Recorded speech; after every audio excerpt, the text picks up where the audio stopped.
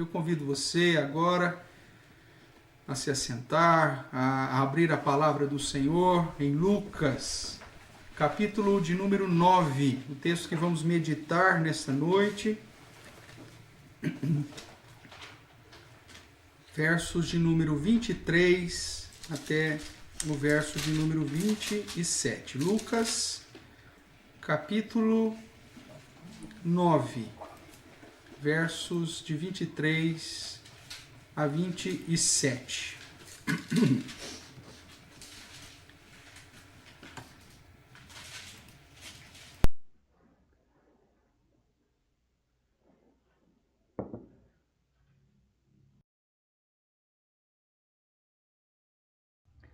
Lucas, portanto, capítulo 9, do verso 23, até o verso de número 27. Eu vou ler, os irmãos acompanhem a leitura que farei. Diz assim a palavra do nosso Deus. Dizia a todos: se alguém quer vir após mim, a si mesmo se negue, dia a dia, e tome a sua cruz e siga-me. Pois quem quiser salvar a sua vida, perdê-la-á. E quem perder a vida por minha causa, esse a salvará. Que aproveito ao homem ganhar o mundo inteiro, se vier a perder-se ou causar dano a si mesmo? Porque qualquer que de mim e das minhas palavras se envergonhar, dele se envergonhará o Filho do Homem, quando vier na sua glória e na do Pai e dos santos anjos. Verdadeiramente vos digo, alguns há dos que aqui se encontram, que de maneira nenhuma passarão pela morte, até que vejam o reino de Deus. Vamos orar mais uma vez, queridos? Oremos. Deus, muito obrigado pela leitura da Tua palavra, pela verdade, ó Deus, que ela é e pelos ensinamentos que ela nos traz. Clamamos para que o Senhor nos abençoe agora, nesse momento que vamos meditar nela, que Teu Santo Espírito nos ilumine e nos direcione à Tua verdade, de modo a sermos consolados e confortados pelo Senhor. Abençoe a vida dos meus irmãos, aonde quer que cada um deles esteja nesse momento, que a Tua palavra os alcance, que a Tua graça repouse sobre eles, e que toda a nossa atenção possa estar cativa à palavra do Senhor, o ensinamento dela. Fique conosco, ó Deus, e fale ao nosso coração, é o que clamamos em nome de Jesus Cristo. Amém. Amém, queridos? Nós estamos aqui durante o Ministério Terreno de Jesus, e nesse registro de Lucas, logo após a primeira multiplicação dos pães e peixes, né? Nós vemos aí uma harmonia dos evangelhos e cada um, de certa forma, trazendo ou apresentando porções importantes do ensino de Jesus. Nós vemos que um dos temas que Jesus trata, obviamente porque ele veio para fazer isso como Salvador, é sobre a salvação. E essa situação da salvação é um tema que de um jeito ou de um outro, de um momento ou outro, nós todos nos questionamos. Então, muitos buscam a salvação de muitas maneiras, né? Se você der uma rápida olhada na perspectiva das religiões que temos, todas elas, de certa forma, apresentam a possibilidade de uma salvação.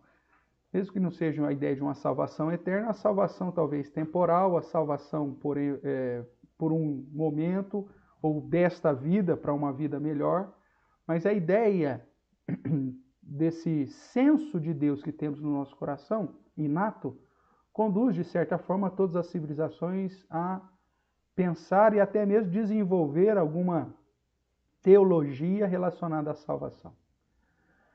Dentro da influência da revelação das Escrituras, né, da influência judaico-cristã, recebemos, portanto, a revelação da palavra de Deus que nos aponta para uma salvação eterna. Mas o meio de alcançar essa salvação ainda é algo que há divergência entre, principalmente, os chamados cristãos. Se você olhar até mesmo para dentro do cristianismo, existem grupos cristãos que fundamentam a sua teologia sobre a salvação na salvação pelas obras, da mesma forma que tantas outras religiões assim o fazem. Dependendo daquilo que você faz, você vai ter o direito de alcançar ou de galgar essa salvação. Então, a salvação é meritória, na maioria da perspectiva da religiosidade ou da religião, inclusive aquelas que se dizem cristãs. Mas quando nós damos uma olhada para a visão, para o ensinamento bíblico sobre a salvação, nós vemos que a doutrina bíblica ela apresenta uma realidade diferente, porque se o homem que nasce, segundo a Bíblia, condenado nos seus próprios pecados, como descendente de Adão, e que está morto nos seus delitos e pecados, se fosse tentar resolver, fazer alguma coisa, que as suas obras fossem suficientes para conduzi-los até a salvação eterna, diante dessa realidade da condenação ou da depravação total do homem, isso seria impossível. Se a salvação ainda fosse por obras, obviamente que nós teríamos uma injustiça, pois os mais abastados teriam condições de realizar muito mais obras e, consequentemente, teriam uma facilidade em alcançar a salvação em contraste ou em comparação com os pobres, com os necessitados, com os doentes, com os deficientes ou qualquer outra limitação que porventura possa existir na vida humana. Logo, para aqueles que pensam que a salvação é fruto das obras, eles se entregam a algumas ideologias, pensando que se abstendo de algumas práticas ou forçando algumas realizações, eles serão dignos de serem achados justos e, consequentemente, receber a salvação. Alguns entram, então, em ideologias, outros vivem uma religiosidade cheia de regras, o dia certo para adorar, a posição certa para adorar, o lugar certo para adorar, a direção para se adorar, quantas vezes adorar por dia, um certo cerimonialismo que prende, né, uma certa lei que prende, de um modo geral, essas pessoas e numa religiosidade vazia de fundamento e que infelizmente não conduz a outro lugar senão uma escravidão.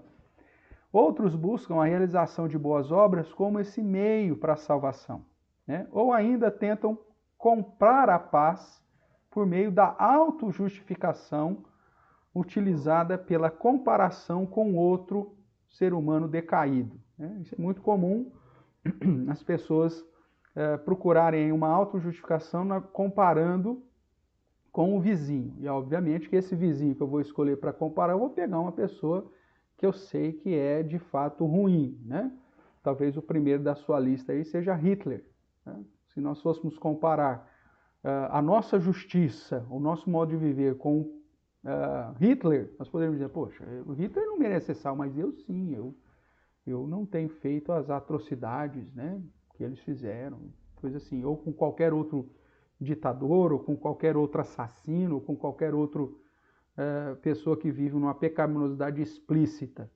Mas a comparação dos iguais, né, mesmo que aparentemente as consequências do pecado do outro seja infinitamente maior do que as minhas, a realidade é que também sou pecador e digno da condenação do Senhor. Então, quando nós olhamos para essa realidade de uma salvação por méritos ou algo meritório, que infelizmente é algo que a gente aprende desde pequenininho, né? Se você for bonzinho, você vai ganhar tal coisa. O Papai do Céu está te olhando. Se você for bonzinho, você vai para o céu. Se você não for bonzinho, então você vai para o inferno. Sempre uma perspectiva meritória. E as pessoas nessa cosmovisão se esquecem do fato que todos nós nascemos condenados. A Bíblia apresenta que todos os homens estão mortos nos seus delitos e pecados. O homem natural está inclinado para o mal e está condenado. A ideia é simples. Ninguém nasce salvo e perde a salvação. Ninguém nasce justo e deixa de ser e por isso recebe a condenação do inferno. Não, nascemos mortos espiritualmente, condenados pelo pecado que herdamos dos nossos primeiros pais e que está inato em nós, hoje conhecedores do bem e do mal, ao ponto de que ninguém precisa me ensinar a pecar, eu já faço isso desde pequeno, porque está na minha natureza. Então eu nasço já condenado. Deus não precisa mandar ninguém para o inferno, porque nós já nascemos condenados a Ele. E se Deus resolvesse manter a sua justiça de uma maneira sem manifestar a sua graça, então todos nós seríamos condenados e pronto, acabou. Essa é a realidade que a palavra de Deus nos apresenta e, portanto, qualquer atitude em busca de uma autojustificação ou de uma autossalvação ou de buscar méritos para a nossa salvação é algo em vão, é correr atrás do vento sem nenhuma perspectiva de sucesso. Então, o que fazer para salvar a vida e estar eternamente com Deus? O que nós podemos fazer para sermos salvos, né? O que dá para fazer? Biblicamente falando, nada. Porque se estamos mortos nos nossos delitos, nos nossos pecados, se nascemos em pecado, em iniquidade, se a Bíblia diz que não há um justo, nenhum sequer, todos são pecadores, todos pecaram e carecem da glória de Deus. Que até a nossa melhor intenção, ela ainda é manchada pelo pecado, porque essa intenção, na verdade, ela está envolta segundo as intenções. Ninguém consegue fazer o bem de uma maneira isenta. Se eu faço o bem é porque eu estou fazendo o bem, de certa forma, o Eterno pode ver isso e eu possa ter a recompensa. Eu posso fazer o bem e talvez amanhã depois receber aí um título lá no escoteiro, né? Receber uma medalha porque eu fiz o bem. Então, o ser humano, ele não consegue, na sua essência, realizar o bem sem segundas intenções, o bem puro. Por quê? Porque a sua natureza é pecaminosa. Então, se a salvação fosse alcançada por meio de obras a serem realizadas e por atitudes a serem tomadas, por esse homem que é conhecedor do bem e do mal e cuja inclinação, portanto, natural, como nós lemos lá em Efésios 2, é voltada para a carne e para os desejos do pensamento, a ideia que a Bíblia apresenta é que ninguém, absolutamente ninguém, poderia ser salvo. E esse homem está incapaz de realizar qualquer coisa em prol da sua própria salvação. O morto, ele não faz absolutamente nada. O morto espiritual, ele está morto. Ele não estende um só dedo para nem mesmo pedir socorro, porque a sua natureza já é uma natureza inclinada para o mal. Então, o que eu posso fazer para ser salvo? Nada. O que eu posso fazer para estar recebendo os benefícios de Deus? Até Deus atuar no seu coração, absolutamente nada. A salvação, segundo Efésios, nós lemos, é um atributo de Deus. É Ele, é o próprio Deus que opera o seu desejo e aplica a sua vontade conforme o seu querer. É Ele que vem resgatar aquele que está morto espiritual. E enquanto Ele não me toca, eu ouço a palavra, o evangelho da minha salvação, e isso não produz diferença nenhuma na minha vida. Eu acho que eu estou vivendo muito bem do jeito que eu estou. Eu acho que as boas práticas que eu tenho realizado e o reconhecimento que eu tenho dos meus iguais já é suficiente.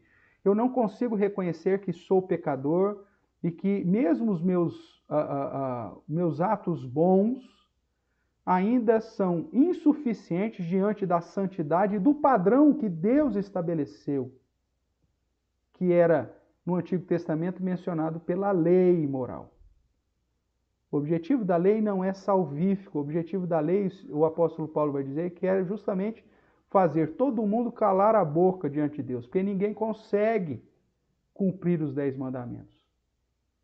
Ninguém pode chegar diante de Deus e falar, eu cumpri rigorosamente durante todos os dias da minha vida os 10 mandamentos, então estou apto a entrar no céu.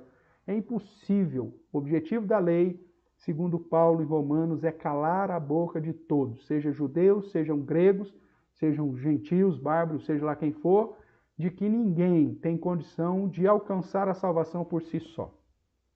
É Deus quem opera o seu querer na vida daqueles que Ele, na sua grandeza, resolveu chamar para o seu querer.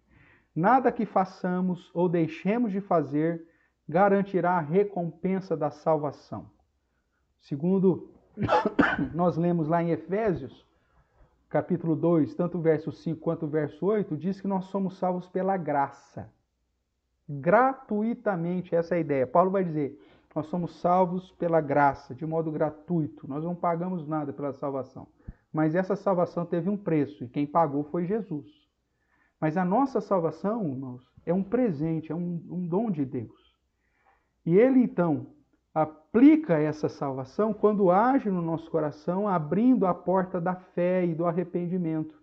E aí nós ouvimos o evangelho da salvação e aí as coisas começam a fazer sentido. Eu entendo que eu sou pecador, que eu careço de Deus, que eu preciso de Deus, que sem Deus eu não vou alcançar absolutamente nada.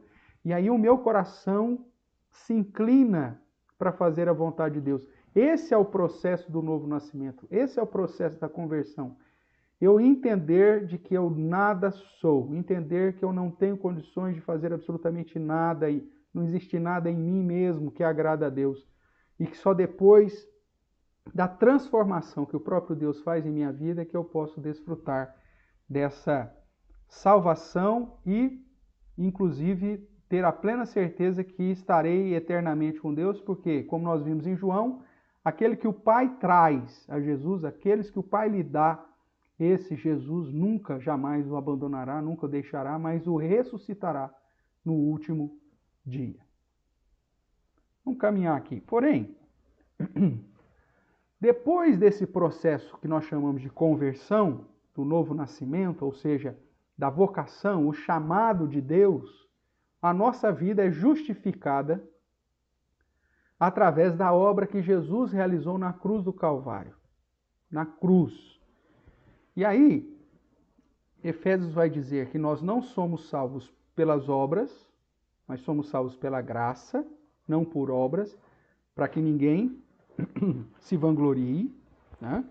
Ele vai dizer assim, Efésios 2,8, porque pela graça sois salvos mediante a fé, e isto, ou seja, essa fé, inclusive a própria fé salvadora, não vem de você, não vem de vós, é um presente de Deus, não de obras, para que ninguém se glorie. A salvação não é para glorificar nenhum ser humano, pois a salvação é para honra e glória somente do Salvador ou do Senhor, e por isso que é gratuito. Se você tivesse que fazer absolutamente alguma coisa para ser salvo, essa salvação já seria resultado de um mérito, e então, se for resultado de um mérito, você é digno de toda a glória por ter se salvado, ou por ter alcançado ou realizado determinada obra que te dá o direito à salvação. E a Bíblia diz que a salvação é para a glória do Senhor. Então, uma vez chamados por Deus e tendo a justificação aplicada sobre a nossa vida, através da obra redentora de Jesus Cristo na cruz, então o que podemos fazer agora para comprovar que somos salvos? Veja, depois que Deus nos chama, se você olhar mais uma vez aqui em Efésios 2, você vê que você não foi salvo pelas obras, mas você foi salvo para as obras. O verso 10 vai dizer, pois somos feitura dele, criados em Cristo Jesus para as boas obras, as quais Deus de antemão preparou para que andássemos nela. Então, a partir do momento que você é chamado pelo Senhor, que o Senhor te alcança, abre os teus ouvidos para entender o Evangelho, reconhecer que é pecador, depravado, carente de Deus, necessitado e que estava morto, e agora está vivo porque Jesus te deu essa vida, te ressuscitou de modo gratuito, sem que você fizesse absolutamente nada. A partir desse momento que você então tem essa compreensão vinda da palavra de Deus, aplicada pela ação do Espírito Santo em sua vida, que te convence da justiça, do juízo, do pecado e da sua realidade e da ação de Deus em sua vida, então agora você é chamado para as boas obras que Deus preparou.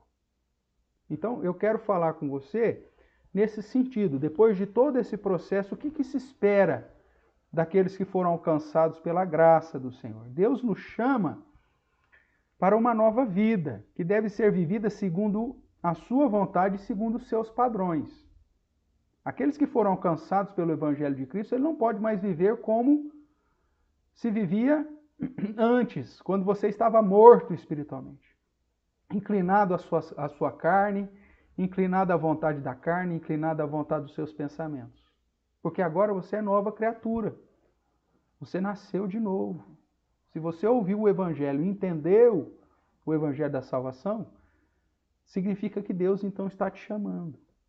Se você reconhece que você é pecador e que somente terá direito à salvação através da obra realizada por Jesus Cristo na cruz do Calvário, o preço pago por Jesus no Calvário, e não pelas suas próprias obras, e que aquilo que você faz hoje é fruto da sua gratidão a Deus e não para alcançar a salvação, você realiza boas obras porque já foi salvo em Cristo e não para ser salvo, então espera-se de você uma nova vida, vivida de acordo com a vontade e com o padrão que o próprio Deus quer. Nesse sentido, voltando aqui para Lucas, nós vemos o evangelista Lucas, em seu registro, menciona, no contexto próximo aqui, da passagem que lemos, o questionamento de Jesus sobre quem diz as multidões que ele era. Se você observar aqui, voltando aqui para Lucas 9, verso 18. Lucas 9, 18 diz assim: estando ele orando à parte, achavam-se presentes os discípulos, a quem perguntou: quem dizem a multidão que eu sou?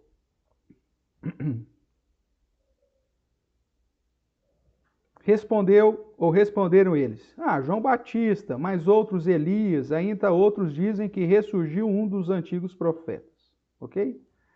Só que Lucas aqui, ele omite um detalhe que Mateus não deixou passar a respeito da resposta de Pedro. Ok? Então, você vê que aqui é dito no verso 20 de Lucas, Lucas 9, verso 20. Mas vós, perguntou ele, quem dizeis que eu sou? Então falou Pedro e disse: és o Cristo de Deus.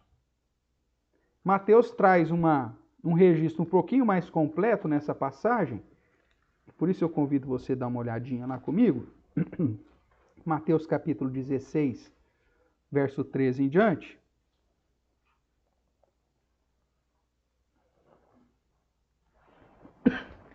Mais especificamente, o verso 16 e 17. O verso 15 vai dizer: mas continuou ele: quem dizeis que eu sou? Respondeu Simão Pedro, disse: tu és o Cristo, o Filho do Deus vivo. Então Jesus lhe afirmou: bem-aventurado é Simão Barjonas, porque não foi carne e sangue que te o revelaram, mas meu Pai que estás nos céus. Tu és o Cristo, o Filho do Deus vivo. Aqui em Lucas é registrado: és o Cristo de Deus. Então veja, dentro desse contexto onde Jesus pergunta quem ele era e qual que era a visão que os seus discípulos tinham dele, e aí Deus revela, inclusive, quem Jesus era, mostrando para Pedro que aquela afirmação que ele estava trazendo não vinha naturalmente dele. Até o reconhecimento de que Jesus é o Cristo, o Filho de Deus vivo, é a ação do próprio Deus na vida de Pedro. Porque a palavra diz, não foi a carne que te revelou isso, Pedro, mas foi o meu Pai. Foi Deus. Deus foi quem revelou aos discípulos quem de fato era Jesus. A quem não foi revelado, ficava a dúvida e, consequentemente, a salvação não era aplicada.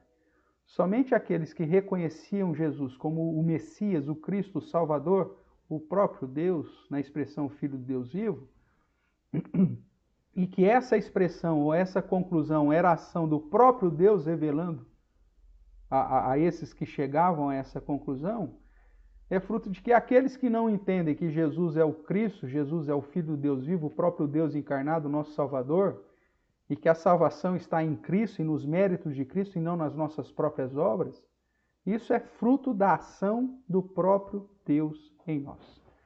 Irmãos, se Deus não agir nos tirando da morte espiritual, nós vamos permanecer nessa condição pensando que está tudo bem. Infelizmente, essa é a nossa realidade. Então, a quem não foi revelado, ficava a dúvida, consequentemente, a salvação não era aplicada. Em vários momentos, Jesus diz: quem tem ouvidos para ouvir, ouça. Porque nem todo mundo tinha ouvidos para ouvir, mas aqueles que o próprio Deus abria para dar o entendimento. Logo, entrando aqui na perícope que começamos a tratar, Lucas 9, de 23 em diante, o ensino da passagem não se refere aos que querem ser salvos, mas trata das características dos que já foram salvos. Então dizia a todos: se alguém quer vir após mim, a si mesmo se negue. Dia a dia tome a sua cruz e siga-me. Só ia compreender essa palavra aqueles para quem Deus havia revelado. Mesmo porque o ministério terreno de Jesus era um ministério duríssimo. Ele mesmo diz para alguns que ele não tinha lugar para reclinar a cabeça. Era um ministério difícil, não era fácil. Ele era perseguido pelos líderes, estava em constante ameaça. Os próprios discípulos, em determinado momento, quando ele resolve voltar para a Judéia, por conta do fato de Lázaro ter morrido, Tomé fala: pronto, vamos morrer. Porque eles estavam sempre diante dessa ameaça. Então, a passagem vai chamar a atenção de que essa palavra de Jesus não era para todos de modo indistinto, mas sim para aqueles que haviam sido abertos os olhos ou os ouvidos. A afirmação: se alguém quer vir após mim, não pode ser interpretada como um desejo nascido no próprio homem, como indício da capacidade para desejar ser salvo. Eu quero seguir Jesus. Se alguém quer vir após mim, eu quero ir. É um desejo natural e pessoal meu. Não pode ser entendido dessa forma, como uma capacidade para desejar ser salvo, mas precisa ser compreendida à luz de todo o Evangelho, que diz que é o Pai quem nos conduz a Cristo. É Ele que nos leva até a salvação. João, capítulo 6, o texto que nós lemos no início do nosso culto, vai dizer assim no verso 37, que também lemos: todo aquele que o Pai me dá, esse virá a mim, e o que vem a mim, de modo nenhum lançarei fora.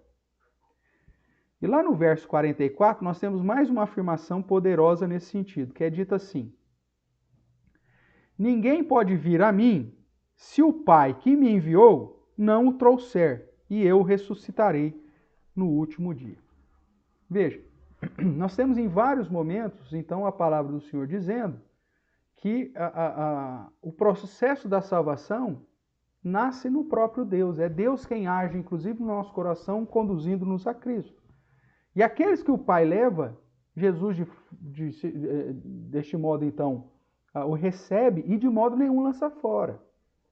Então, na visão bíblica, a salvação é uma ação direta de Deus quem nos conduz. Pastor, mas é eu que decidi ir para Cristo, eu resolvi segui-lo. Você tomou essa atitude porque Deus tocou no seu coração antes, abriu o seu entendimento.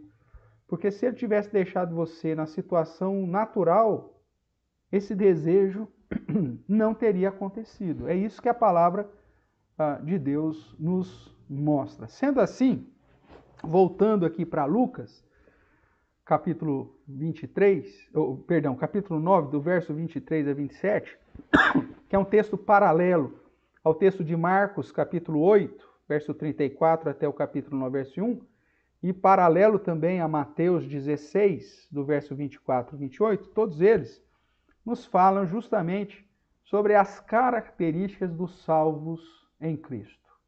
Eu fiz todo esse caminho com você para que nós pudéssemos agora olhar para Lucas 9, de 23 a 27, olhando aqui as características que se espera daqueles que já foram alcançados pela obra salvífica do Senhor, aqueles que foram salvos em Cristo. Então vamos lá.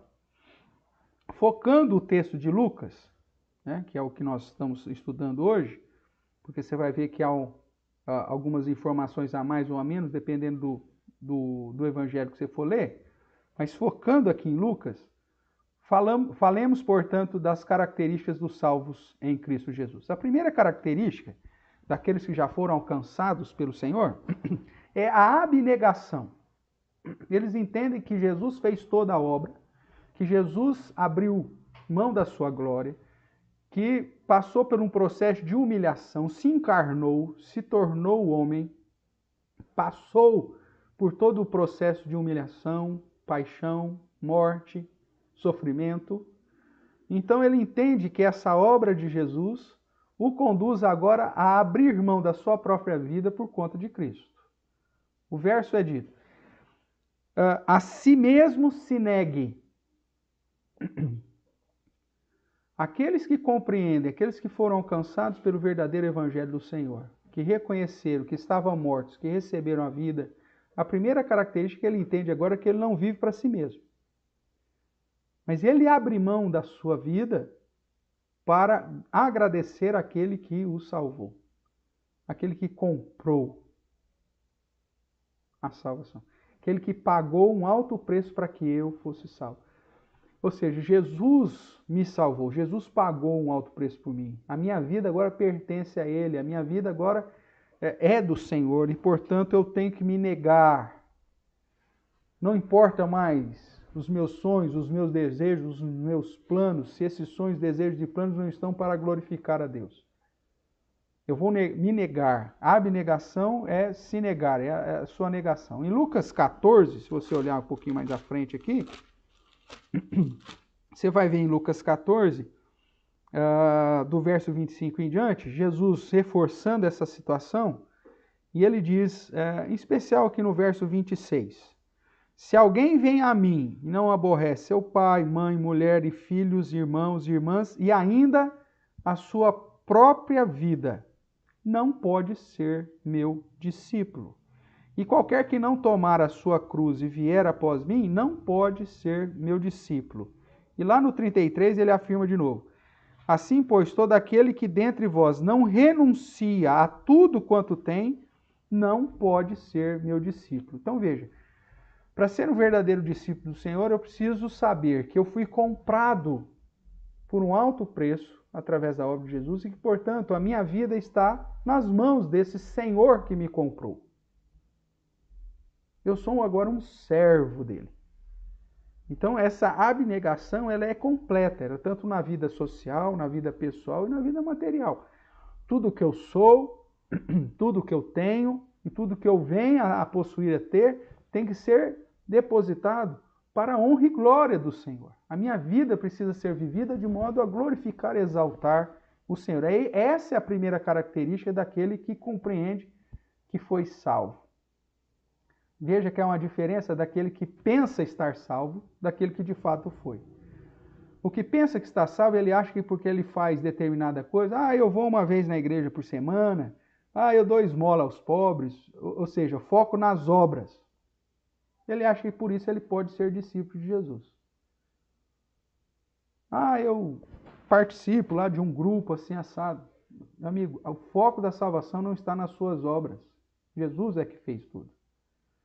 Só que agora, então, aqueles que compreenderam que Jesus fez tudo, a primeira característica desse salvo em Cristo é de entender que a vida dele pertence a Cristo.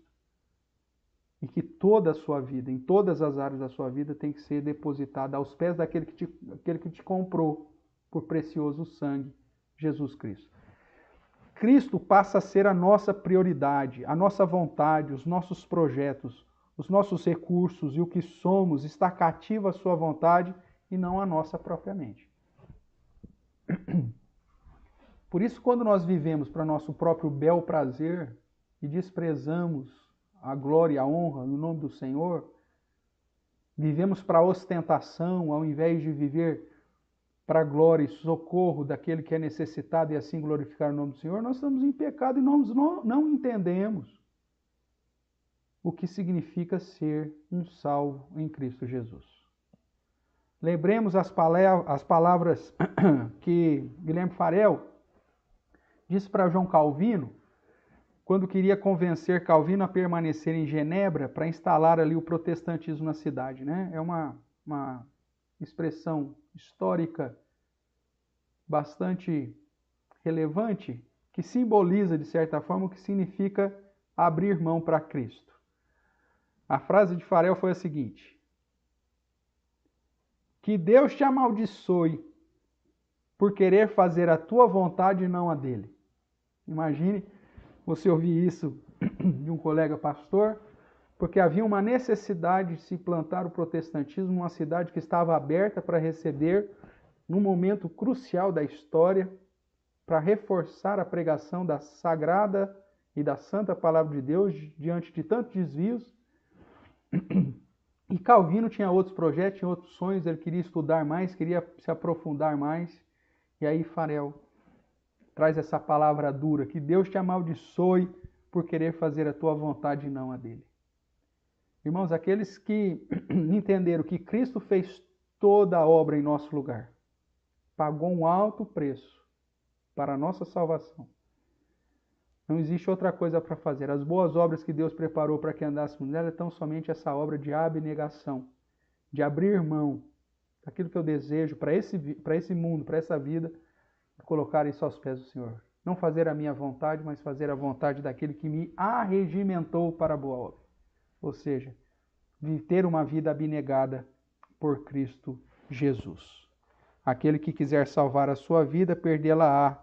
E quem perder a vida por minha causa, esta a achará, vai dizer Lucas 9, 24. Segunda característica dos salvos em Cristo. Vamos lá. Ele tem compromisso com Cristo. Vejamos ainda a segunda parte aí, do verso 23, que diz: dizia a todos, se alguém quer vir após mim, primeiro, a si mesmo se negue. Abnegação. Segundo, dia a dia, tome a sua cruz. Isso é compromisso, comprometimento. Tomar a sua cruz. Verso 25 vai dizer: que aproveita ao homem ganhar o mundo inteiro, se vier a perder-se ou causar dano a si mesmo? O que adianta você ganhar o mundo inteiro e perder a sua alma? Então, a característica do salvo em Cristo, segunda característica aqui, além dessa abnegação por Cristo, é o compromisso, o comprometimento com Cristo. Dia a dia, tome a sua cruz. Enquanto você estiver vivo, meu amigo, nesse mundo, enquanto você não for glorificado, ou seja, enquanto você não for passar dessa era presente para a era vindoura, seja pela sua morte ou pelo retorno de Jesus, você está aqui como um servo de Cristo. Dia a dia, a missão, você precisa abraçar essa missão.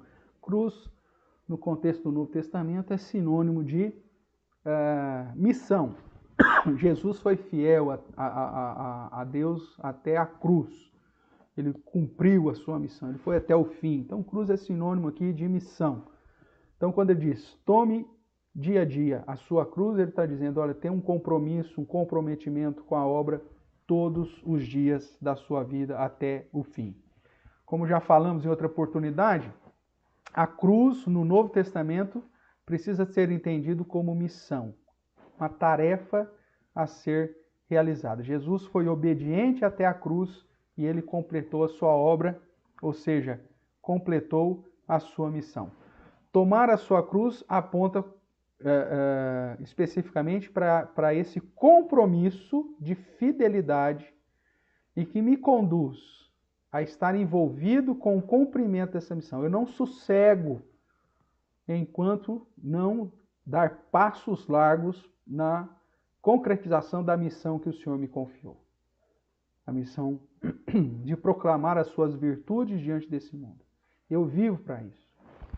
Mesmo quando eu estou fazendo alguma coisa na minha vida, dentro do meu trabalho, tudo aquilo que eu faço é dentro de uma missão maior. A palavra do Senhor e a doutrina reformada, ela é fantástica nisso, na chamada doutrina do sacerdócio universal, que você pode servir e deve servir a Deus em qualquer área. né? Só que tudo que você vai fazer nessa área específica tem que ser para o cumprimento da missão maior que Deus te confiou, que é proclamar as suas virtudes. Então você pode ser o que você quiser, no sentido de profissão ou até mesmo de trabalho, mas a sua profissão e o seu trabalho tem que redundar em honra, glória e o cumprimento maior da missão, que é a proclamação das virtudes de Deus para aqueles que ainda não conhecem.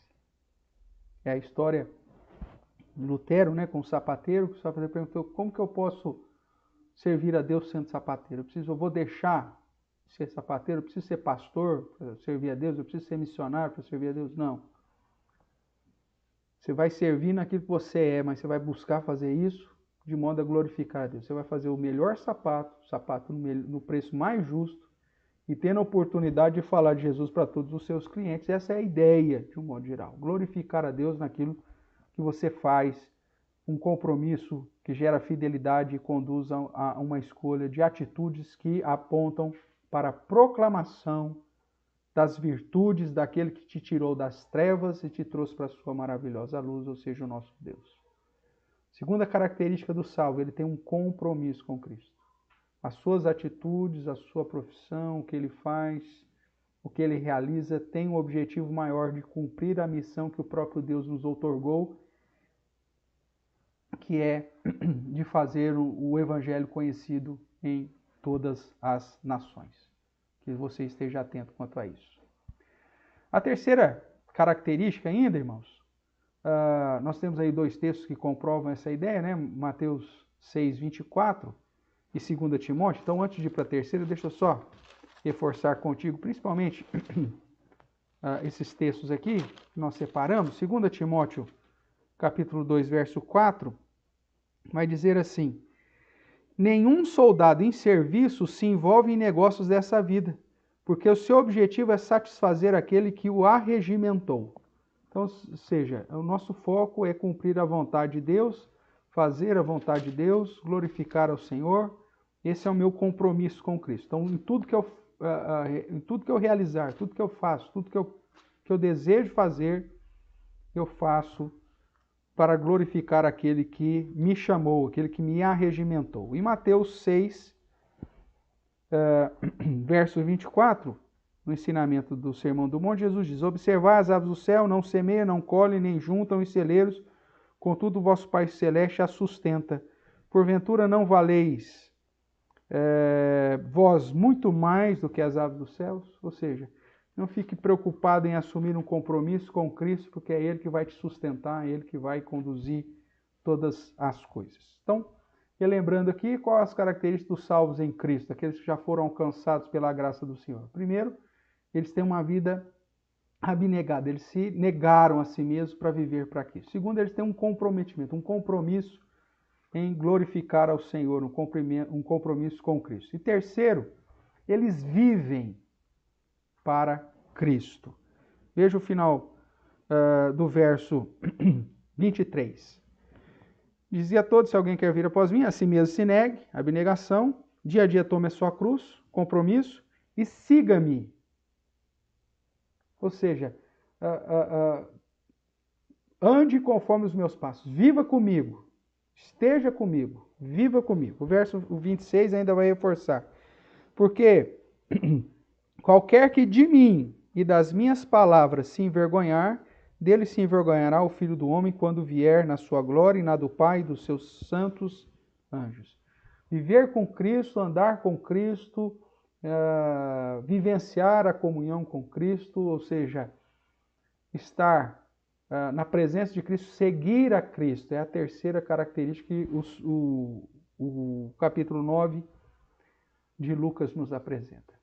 É impossível alguém que já experimentou a salvação de Cristo não segui-lo, não viver com ele, não ter desejo de estar na presença dele, não estar seguindo os seus ensinamentos e caminhando segundo os seus passos. Seguir a Cristo, irmãos, é viver conforme o seu exemplo, é seguir os seus passos e andar como ele andou. É justamente ser cristão, um pequeno Cristo. As pessoas, ao olhar verão em mim uma postura de fidelidade, de hombridade, uma figura de justiça. É lógico que muitas vezes a visão que o mundo tem de cristianismo é meio distorcida. O próprio Cristo é um Cristo que confrontou a religiosidade, que apontou erros, que denunciou práticas ilícitas. E hoje em dia as pessoas querem um cristianismo que tolera todas as coisas. Não é isso que nós estamos falando, porque viver para Cristo é seguir o que Cristo realmente ensinou e não que o mundo transformou. Né? Um Cristo manipulado, nariz de cera, como diz o R6 Pro, onde cada um põe o nariz para onde quer. Não, você vai viver segundo o Cristo histórico, o verdadeiro Cristo. Os ensinamentos que têm base escriturística.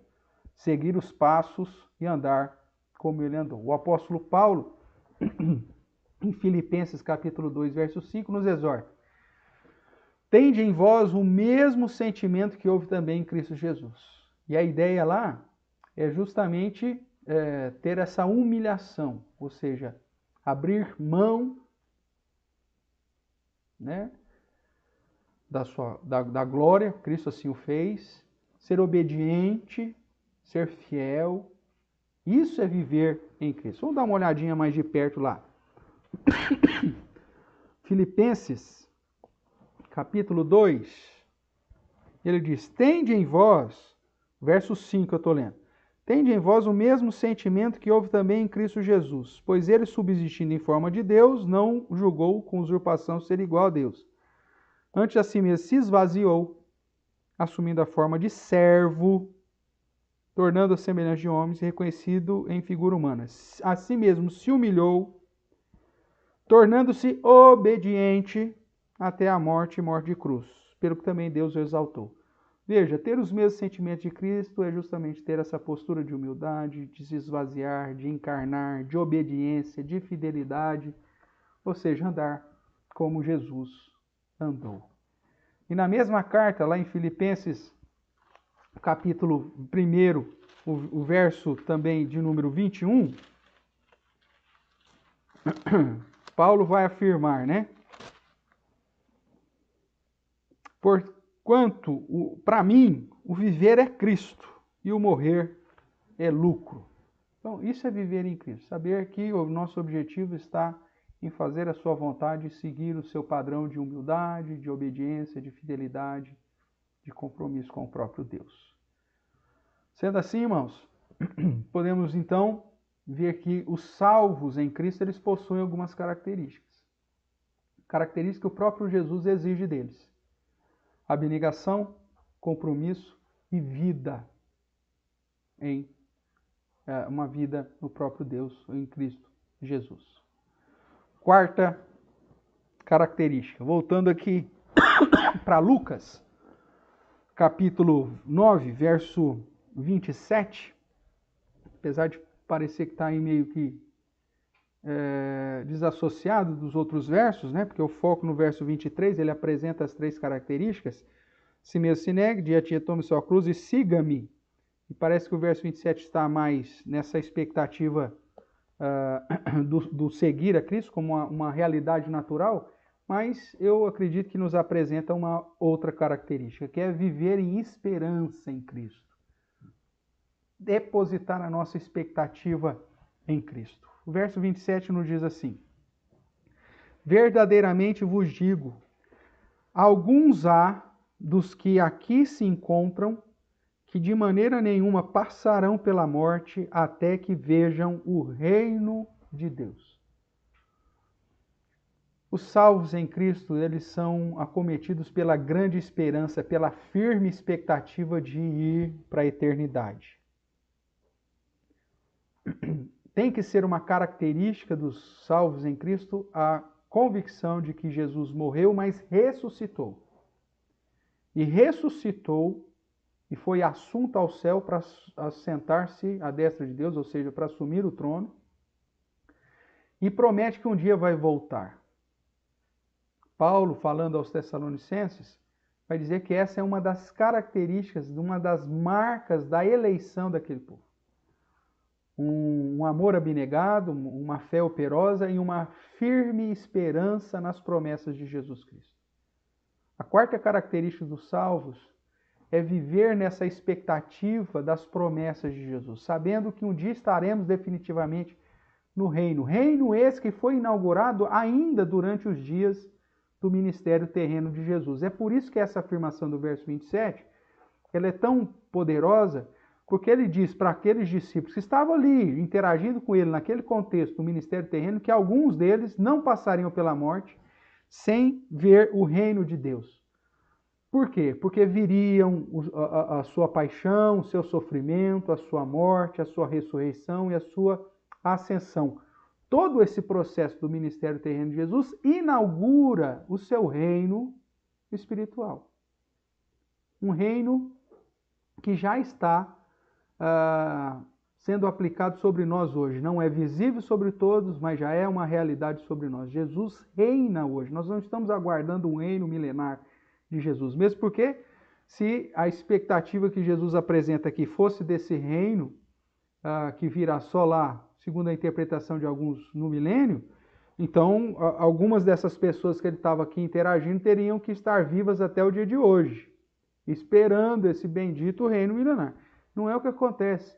Essas pessoas morreram naquela mesma geração, porque já naquela geração fora inaugurado o reino de Deus. A vinda de Jesus, o ministério terreno de Jesus inaugura o reino, só que nos aponta para uma promessa maior de um reino que será, no estado final, estabelecido de um modo definitivo, visível para todos, onde Jesus virá e receberá o reconhecimento de que é rei sobre tudo e sobre todos, onde todo joelho se dobrará, toda língua confessará.